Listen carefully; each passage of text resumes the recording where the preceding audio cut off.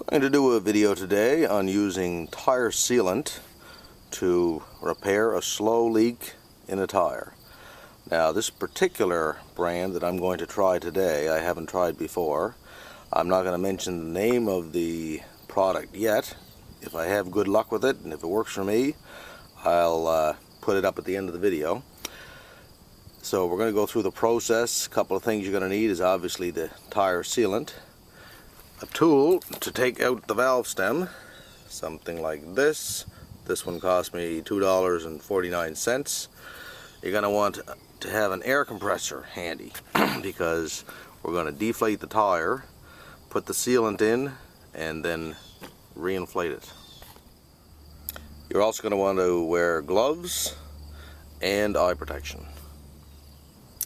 And I have the vehicle jacked, so you want to make sure you jack it up according to where your owner's manual says to jack the vehicle. Make sure you don't get your fingers underneath the tire or anything like that during this process.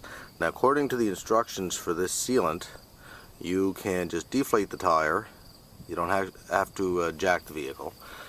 I don't like putting the weight of a vehicle on a deflated tire, so obviously if a person has a flat tire on the road, well, there's nothing you can do there. But if I'm going to deflate the tire, there's two reasons that I've decided to jack the vehicle. One being that I'm not going to put the whole weight of the vehicle on a flat tire so that the rim is not biting into the rubber of the tire. And the other reason is that we're going to spin this tire.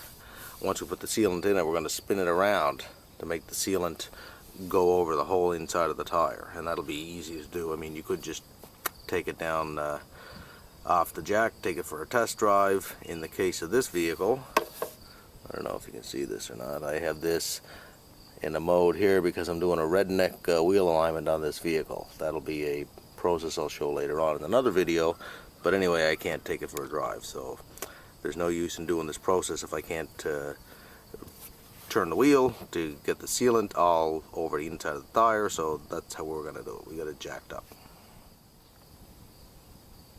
And the first thing my instructions tell me for this particular sealant is to put the valve stem of the vehicle at 7 o'clock. So I rotated the tire, and that's assuming that this is about 6 o'clock.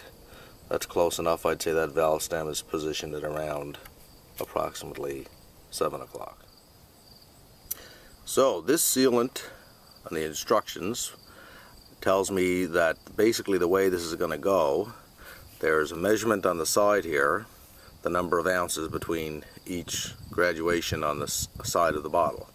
So if I reference it here, I'm doing a van, and it says most pickup trucks, vans, and motorhomes for a 15-inch rim, we're going to put 12 ounces of the sealant in. So you can get a pretty good idea from this. There's 32 ounces there, 28 ounces. So we're going to squeeze 12 ounces of this into the tire because here it says for a 15-inch rim, 12 ounces. And this tire is on the side of the tire. If you're not sure how to find that out, hopefully you can see this over here, 205/65 R15. R15 meaning a 15-inch rim. And the instructions tell me to remove the cap and to cut this top back about 1/4 of an inch from the top. So we have a hole in this to squeeze the sealant out, and I'm going to say that that's probably close enough. That flew off pretty good, about 1/4 of an inch. And then if we take off the top of this cap, underneath there is a little piece of tubing and a valve. Just fell off here. Let me get that off the ground to connect up so that you can get the sealant into the tire. And there's our tubing over the top of the sealant bottle. So this bottle of sealant actually has a little valve core tool here under the cap. So if a person was alongside the road or something, that's great. That's, as I say, underneath the cap, and you could use that to deflate the tire. But seeing as how I'm going to use, I have the little $2.50 tool here. I'm just going to push that in and deflate this tire, which shouldn't take long because this tire has a really fast slow leak. It generally takes about 2 days, and this will go from 32 pounds down to about 10 to 15 pounds. So it won't take me very long to see if this product is any good or not. Now I'm just taking that out a little bit, so hopefully you can hear that. And don't breathe in this dirty old air out of the tire either. Get back a ways when you do it. So what we're doing here, just to clarify this, we're taking the tool, insert it in the valve stem, and we're, hopefully you can see that, lining up that little groove in the tool with the valve stem there, and then turning it counterclockwise. And I think you can probably hear the air coming out there. You definitely can now.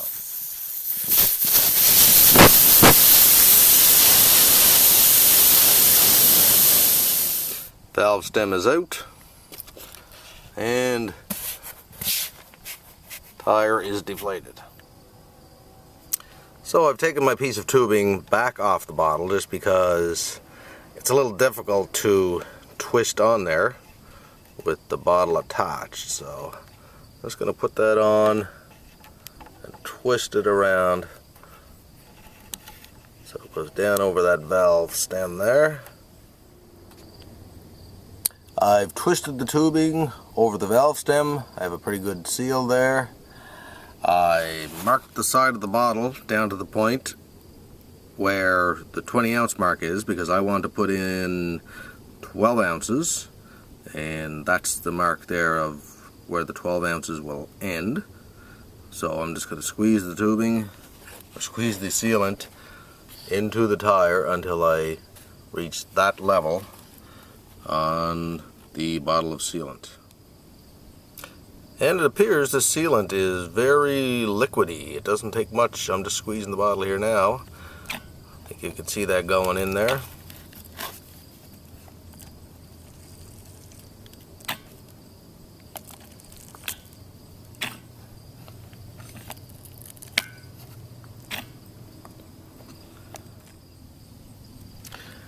And I've squeezed at least 12 ounces into it. I'd say we're down a little bit below the mark there.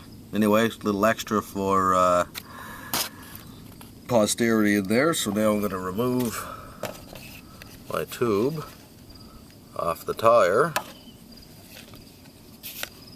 So now that I have the valve stem clear,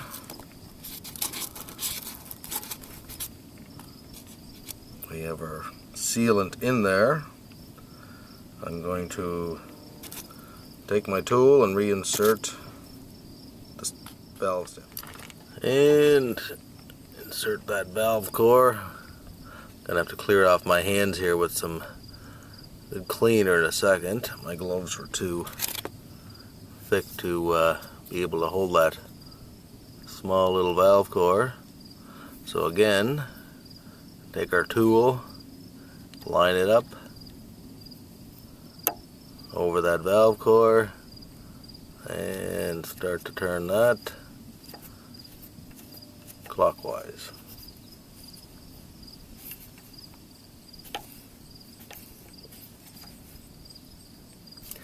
Righty tighty. And now I'm going to take my air compressor and fill this tire up with air. And I'm going to inflate it to 32 pounds, the recommended pressure for this vehicle.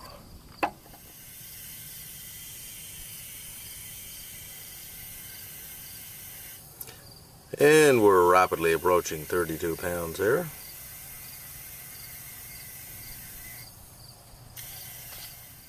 Tire is reinflated. Remove that. Gonna put the Cover back on.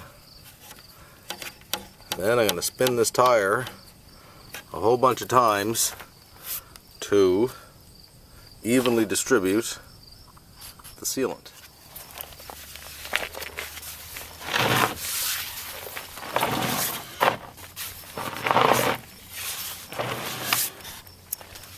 Like so. I'm going to continue to do that, and I'll update this later with my results for this particular sealant. So I'm going to do something in this video that I haven't done in any of my other videos. I'm going to endorse a product, not because this is not one of these paid product placement things, but in this case, where this tire sealant did work, I don't think there's a whole lot of value in me saying yes, it did work and it sealed the tire, which it did. I've driven the vehicle hundreds of miles, and it has worked. And I have used tire sealants before that haven't worked, so I kind of don't really think it's fair for me to put the video up without saying what I used. And in this product, or in this case, the product is Tech Tire Repairs. It says tire sealant premium heavy duty. So this is the bottle I bought. It's the product I used in the video. It has sealed the leak that I had. And like anything else, pretty much my experience, any of these tire sealants, it's kind of a hit and miss. Sometimes, depending on the size of the hole in the tire, it'll work. Other times it won't. But anyway, this is what I used that did work. It was $20 here in Canada for a container of this. I don't know how hard it is to find. I actually bought it at a dealer for tractors and farm equipment is where I actually found this stuff. So anyway, that's it for this video, and as I say, this tire sealant premium heavy duty Tech Tire Repairs worked for me.